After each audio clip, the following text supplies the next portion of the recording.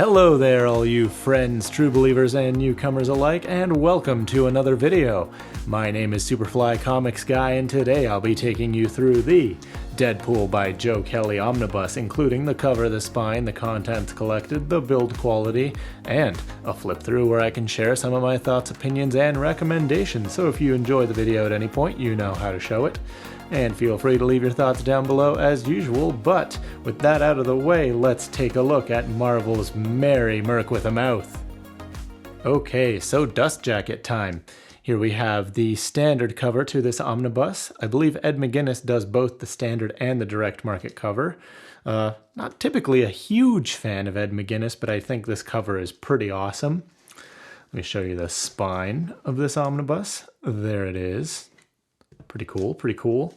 And then the back, you got your classic Marvel cover gallery, with the contents of this omnibus being Deadpool, the 1997 series 1 through 33, -1, yeah, you heard me right, number 0, Daredevil Deadpool Annual 97, Deadpool and Death Annual 98, Baby's first Deadpool book, Amazing Spider-Man 47 and 611, and material from Deadpool 2008 number 900.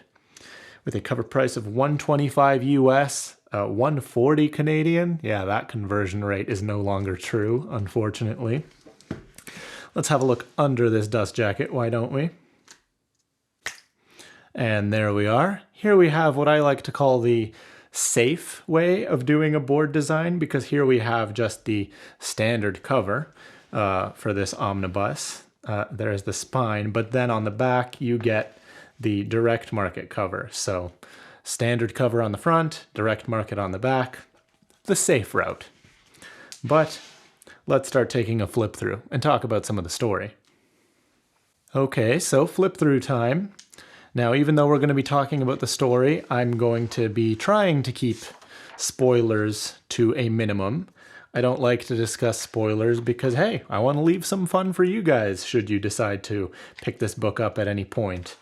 So why don't we first start off by just talking about Deadpool himself, in case you're not familiar with him. So real quickly, all you need to know going into this is that Deadpool was before getting his powers, was a mercenary, killer for hire type guy who one day discovered that he was dying from cancer and agrees to undergo some pretty shady experiments at Weapon X, where he was, granted a healing factor like Wolverine's, which cured his cancer, sure, but it left him hideously scarred, very, very traumatized. So, he continues his mercenary, killer for hire type stuff, but he adopts the name Deadpool and has this lovely little colorful costume here. But yeah, you'll find that he carries a lot of trauma with him from those days, and as sort of a coping mechanism, he balances comedy and goofiness with that trauma and anger. But before this run, as far as I know, Deadpool started out as kind of a heel, kind of a villain type character who would just go up against various heroes or characters like his rivalry with Cable and so on. But anyway, all you need to know is Deadpool was kind of a villain before this. But early on in this story, he actually makes a big and surprisingly uncharacteristically noble decision to actually prevent a very big catastrophe and actually saves a bunch of lives. And after that moment, he's kind of inspired to try to be more of a good guy. He's like, hey, that kind of felt good to do something nice. So he's slowly thinking about, maybe turning his life around, maybe not just be a mindless killer. And shortly after that, he's actually contacted by this futuristic sort of government organization called Landau, Luckman, and Lake, or LL&L, and they sort of prophesy him to be some sort of all-important savior, that he's going to bring salvation to the human race on some sort of epic scale. And naturally, of course, Deadpool completely blows this off, but you'll find that that's kind of the central theme of this entire run here by Joe Kelly. It's all about Wade Wilson. Sorry, that's Deadpool's real name, Wade Wilson. It's all about Wade's change as a character. This hero business, he doesn't really have an easy time with. It causes him a lot of mental issues, actually. He's unsure of his identity, but he's progressively discovering more and more of that and how to fit in throughout the course of this run.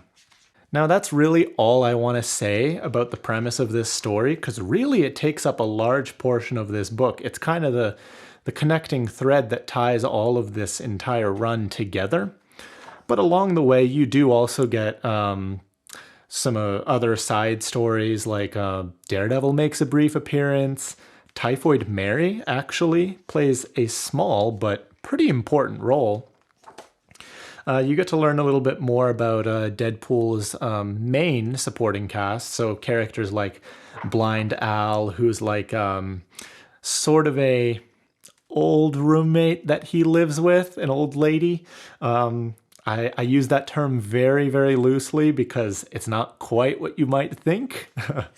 There's his buddy Weasel, who's like sort of his brains type of guy. He's very savvy with gadgets. There's Typhoid Mary. But Deadpool and Blind Al actually have a pretty funny sort of, I don't know if you can call it a camaraderie, but they've got some funny banter. Like one day Deadpool might hide all of Al's medication, or she might replace the sugar in his coffee with salt, or mess with Deadpool's weapons so they malfunction on the next mission. So that's pretty funny. I suppose now would actually be a good time to talk about the art while we're still in this early portion of the book. So this early portion is drawn by Ed McGuinness, who, as I mentioned earlier on, I'm not the biggest fan of his art. Just the cartoony style, the very, very, I guess, flat colors. But, I was optimistic about it going into this. It felt like, at first I thought, my first impression was like, maybe I'll give this a shot. Maybe it won't be that bad. But I'll be honest, I don't think Ed McGuinness's art is for me. Like, especially the way he draws, like, proportions and stuff. Like, you'll have Deadpool's forearms being bigger than his head at times. Characters generally look very, very blocky. A lot of them will be drawn with, like, a super beefy neck. It's just, it wasn't for me. I think he draws the costumes really, really well, but not, like, the people themselves. And like I said, maybe it was just the coloring that was also bothering me. But I definitely found that I preferred some of the later artists that took over in this book, like, for example, Walter McDaniel.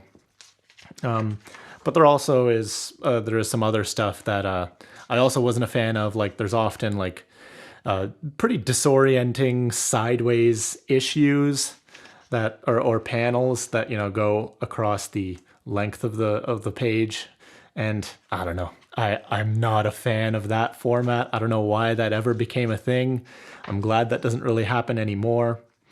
But yeah, the art is kind of up and down, especially towards the end. There's one issue of Amazing Spider-Man that has literally some of the most cursed artwork you've ever seen.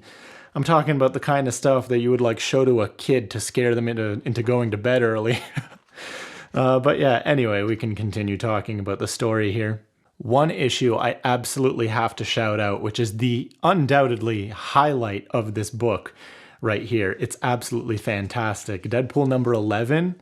Those Spidey fans out there might recognize this cover here. Without going into too much detail, what happens is Deadpool is somehow, and Blind Al, are somehow blasted back into time to Amazing Spider-Man 47, and that's why that issue is collected in here. This is genius. What happens is Deadpool gets blasted back in time, and he ends up sort of forcefully taking the place of Peter Parker slash Spider-Man in that story. And if you're familiar with Spider-Man comics, you might be able to guess who Blind Al is forced to take the place of. And this is just really funny because it's homaged in this John Romita Sr. style. And this is great because I've read this Amazing Spider-Man issue before. So this was hilarious to me to watch the comparisons. The way Deadpool is struggling to kind of pretend to be Peter, but he's like making fun of all the weird 60s tropes, like people just randomly dancing out of nowhere, or all the weird language they're using. It was great. This was by far the highlight of this book.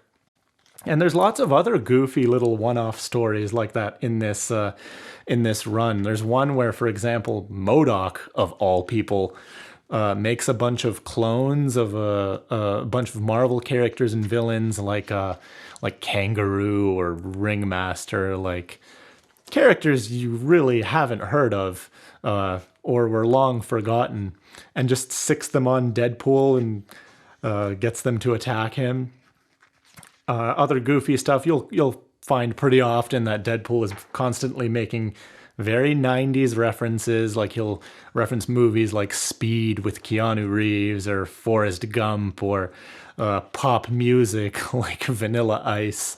So that stuff is pretty goofy. And yes, Deadpool is goofy, but you also learn in this run a lot just about how sadistic Wade can be. He's terrible at maintaining healthy relationships. Inadvertently ends up hurting a lot of those he actually cares about. But then on top of that, he really struggles to own up to it. That becomes especially true once you get into the backstory of Blind Al. I don't want to spoil any of that, but it's some pretty dark, intense stuff. Another really good issue in here is also the Deadpool in Death Annual. And if you've watched the Deadpool movie from 2016, a lot of this stuff might seem familiar to you because this is kind of delves into more details about Deadpool's origin, as well as the backstory of a character like Ajax and or Francis. Now, if I were a 200-pound sack of assholes named Francis, where would I hide? So that'll seem pretty familiar to you, and I genuinely enjoyed this too. But yeah, goofy Deadpool is fun, sure, but I found that the best moments in this omnibus actually were the serious ones that dissect Deadpool's character, explore more of the man behind the mask and the scars. I feel like that's a really important piece of Deadpool's character. If you don't have that, then he's just kind of the comic relief goofy clown guy with no depth. And I think it's a shame when he's portrayed that way. I think it's a lot more interesting when he has this sort of trauma that he's holding back the whole time. Now, yeah, that being said, there are some really great payoff moments with that character development. But now we get into some of the negatives. This book takes a really, really long time to get to those payoff moments.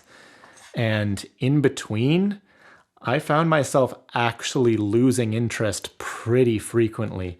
This book, for a character like Deadpool, is much, much slower than you might expect. It took me a long time to get through this book compared to other Omnis, and it really bogs itself down, in my opinion, with that overarching prophecy subplot that I mentioned earlier that lasts the majority of this run. Deadpool himself is great. I really enjoyed him specifically, but I wasn't that big of a fan of the supporting cast they had him spending most of his time with, like the government organization I mentioned earlier. Or like this big brute called T-Ray, who I haven't even touched on yet, but who serves as kind of a rival for Deadpool throughout most of this. Like, he spends a lot of his time with this government organization, rather than, like, I don't know, other mutants or X-Men or other heroes. I don't know, it didn't hold my attention that often. It took a long time to get its point across. And one final thing that sort of caught me off guard with this book, Deadpool is known for breaking the fourth wall in his comics, but what I wasn't expecting is for some of the other characters to do it too. Like they'll reference the fact that they're in a comic book, or they'll talk about the story that's coming up. So that was a little weird. I was expecting that to only come from Deadpool. But now we can talk about some of the extras in this book. Real quick, you do actually get the Amazing Spider-Man 47 collected at the very end of this book, so that in case you weren't familiar with that one parody issue that they were doing, you can kind of go back here and compare the differences between the Deadpool issue and the Spidey issue. So that's pretty cool. But as I said, for extras, there's actually quite a lot in this book. You get a whole bunch of behind the scenes here, including cover process and scripts and character designs, which is pretty awesome. Speaking of that one parody issue that I mentioned, you do sort of get the process of that. Let me see if I can find that real quickly here. Yeah, here we go. Where they sort of go over the process for, replacing a bunch of these characters with Deadpool characters, while still sort of maintaining the look of that Silver Age John Romita Sr. art. That part is, that was really cool to see. You'll also get some posters in here, some variants, some interviews with some of the creators, a whole bunch of covers here. There is actually, I believe, a Deadpool encyclopedia of sorts at the back here. It's not really an encyclopedia, but you can see there's a lot of extras here. And then your typical stuff here, like variants, as I mentioned, but also, if I flip a little bit more, you get your cover gallery in a slightly bigger format than it was on the back of the dust jacket. So all of the covers that are collected in this run, you get at the very back of this book here. But other than that, that'll do it for the extras. Now for build quality, we have 1,160 pages in this omnibus. There you can see that pretty big eye. Very, very good. That's probably the best part about the build quality, because as you can see, at no point did I notice any gutter loss with this book. It laid over really, really well. What I did notice pretty often was some minor page bleed for these pages. They're pretty thin, and this book came out in 2013, I believe. I believe that's the edition of this book that I have. So, thin pages aren't just an element that of current Marvel Omnis. They were around back then too, so I think that's important to keep in mind. What would have been nice with this book is to get a table of contents, because, I don't know, it would have been nice to know where I stand in the story as I'm reading, because as I mentioned earlier, it can be pretty slow at times, so it would have helped me pace my reading, I think, if it had a table of contents. But before we wrap up, I just want to talk about some closing thoughts here. And man, this book was very up and down for me. I actually feel really conflicted about it, because I get that it was a huge deal at the time, because Joe Kelly took this relatively unknown and, let's be honest, shallow character and redefined him, giving him so many of the traits that he's known for today. And I totally appreciate that significance. I really understand it. I do.